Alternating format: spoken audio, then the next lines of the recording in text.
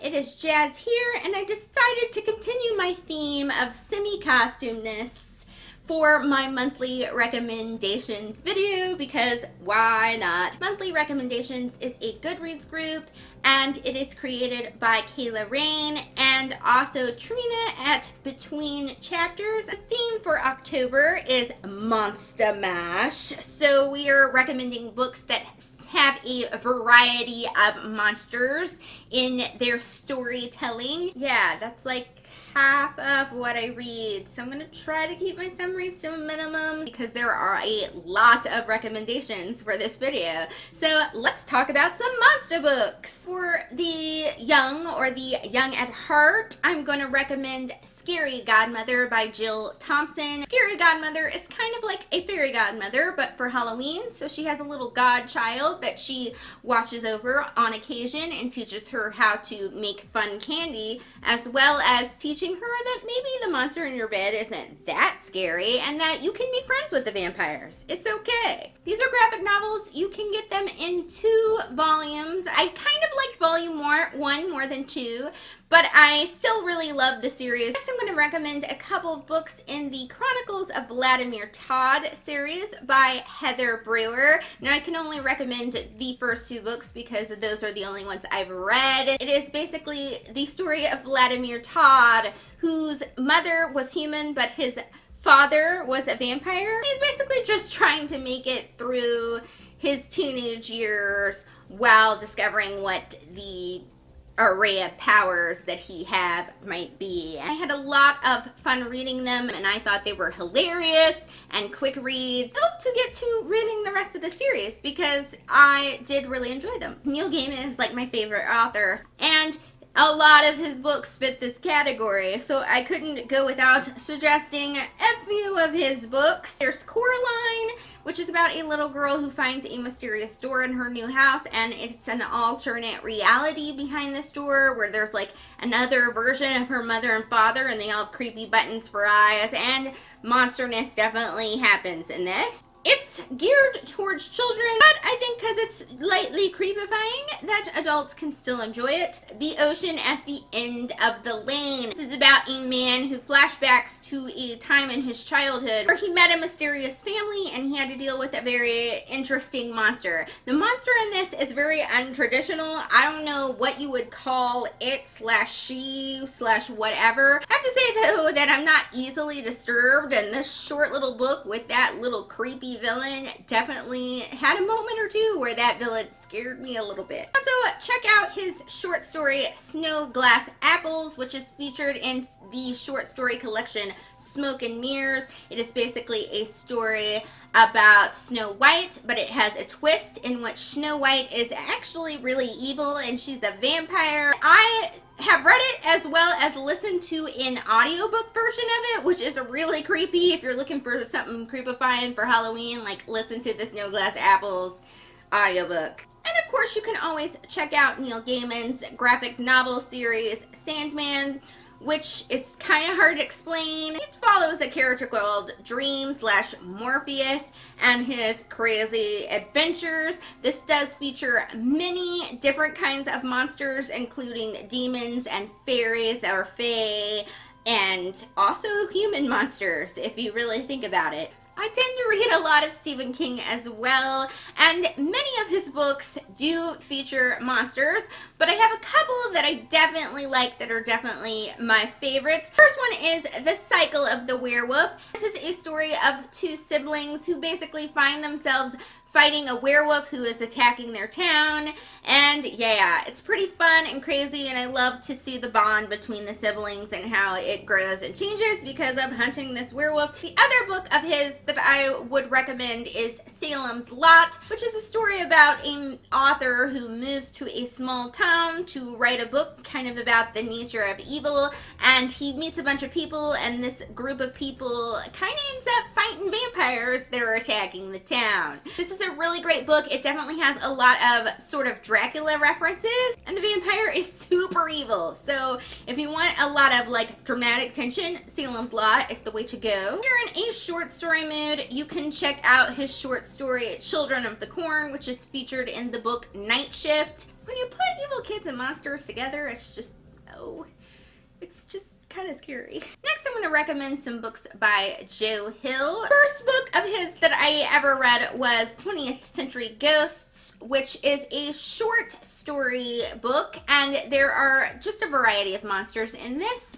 And recently, I completed his first novel that he ever wrote, Heart-Shaped Box. This is the story of an older musician named Jude who has a very weird collection of very strange things, and he decides to buy this suit that is said to be haunted by a restless spirit, and yeah, he probably shouldn't have done that. Mayhem and insanity. I just read this. It's a really fast page-turning read. I'm not gonna lie, it does get pretty dark in places, but if that stuff doesn't bother you too much, you will definitely find this a page turner. It's super exciting, mostly because if your ghost problem requires you to go on a road trip to get rid of it, it's not a good situation. Another book that I completed recently was a book called Monster by Frank Peretti. This is about a young couple that is going into the woods for a wilderness retreat to kind of learn how to live outdoors, and the wife in this couple gets kidnapped by this mysterious thing in the woods. And all the people in the town, as well as two friends of this couple, have to help find this woman in the creepifying woods. I had to recommend this, first of all, because of the title. Secondly, it is a really exciting book. Like, it will keep you on the edge of your seat. And thirdly, because it's more of an action book than a creepy book. So I thought I would include it because I definitely think it's more action-packed slash almost science fiction. It definitely has a science fiction sort of spin to it with what's going on with this creature in the woods. So I thought that was a really cool melding of genres, including the fact that it is also a Christian fiction. So if you're looking for something with a monster that's a Christian fiction, this is definitely a book to check out. On a less creepy note, I feel like you can check out the Wolves of Mercy Falls series, aka the Shiver series by Maggie Stiefvater. A werewolf story with a different spin in which the characters turn into werewolves based on the temperature. And I personally really love that new spin. Really love the character development and the writing style and all those things. I know this book isn't very popular on BookTube because I don't think as many people like it, but I still wanted to recommend it for those of you that haven't tried it yet and let you guys, you know, evaluate what you think of it. Next on my list is Interview with the Vampire by Anne Rice, which is about a vampire named Louis who is telling his life story to a reporter. This is the first book in the Vampire Chronicles series. I only read to book 3 in the entire series because once the gears kind of shifted to Lestat being the main character instead of Louis, I never felt like I could recapture the love that I had for the first book, even though I liked the other two that I read, but I didn't read past those book 3. I do really love the first book, and I think it really stands on its own very well, so it's definitely worth checking out if you're looking for interesting vampire mythology and just sort of a history kind of vampire thing. Of course, they had to have some zombie action so I could, you know, wear my zombie apocalypse shirt. Hey, let's go read Warm Bodies by Isaac Marion. It's the story of R, who is a zombie having a no-life crisis because he's like, I don't want to be a zombie. And Julie, a human, who kind of falls into his zombie sphere. And their unlikely bond that they form sort of creates a ripple effect across the rest of the zombie nation. I love both the movie and the book of this story. I think they're both really excellent. I would say that the book is occasionally a little bit darker, but the humor is still there. So if you watch the movie and you really love the humorous aspect of it, that's still there. There's just some like darker elements sometimes to the book, which I don't mind. I thought they were really interesting. They're really psychological, and I kind of like that element of the story. And if you're in the mood for the deeply and weirdly unsettling, you can definitely go with Rosemary's Baby by Ira Levin, a classic horror story about a woman that ends up pregnant, not by her husband, by something sort of, I think this would have been even more cool if I knew nothing about the story before reading this book, but I watched the movie first, like most people probably will. It's still really entertaining. I really like how Ira formulated the storyline and set things up. I highly recommend Wicked, The Life and Times of the Wicked Witch of the West by Gregory Maguire. This is basically what it says it is. It's about the history of the Wicked Witch of the West from The Wizard of Oz. And of course there was a very big Broadway musical based on it, and that is fabulous. And I really do love this book. It's definitely way darker than the musical. Be prepared for that. It's more of a political drama than a witch book, which is probably why I like it, because I'm not really that big into witch books, but I do really like this one. I haven't really read the rest of the series though, because the second book I started it and it was real depressing, so I definitely have to work myself up to read the rest of the series. But I do love rereading Wicked every once in a while because it is quite interesting. I recommend the all-action comics version of Dracula. There are many comic book adaptations of Dracula, but this one is the first one I read and I think enjoy it the most. It's got the most interesting art. I think it's more fun to read Dracula as a comic because I have to say it's kind of a boring book to read in my opinion.